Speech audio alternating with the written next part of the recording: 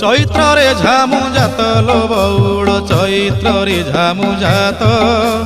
ତେର ଭକତିଆ ଦଣ୍ଡ ଗଡୁଥିବେ ତେର ଭକତିଆ ଦଣ୍ଡ ଗଡୁଥିବେ କରିଥିବେ କାଷ୍ଠାବ୍ରତ ଚାଲ ଚାଲ ସଖୀ ଯିବା ଦେଖି କାକଟପୁରକୁ ଯିବା ଦେଖି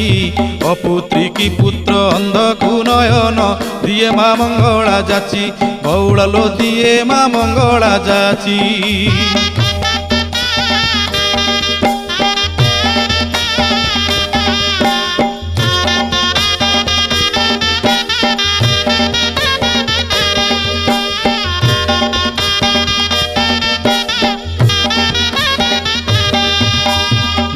ଦୋଳ ପରେ 21 ଦିନ ପୀଠରେ ଲାଗିବ ନାଟ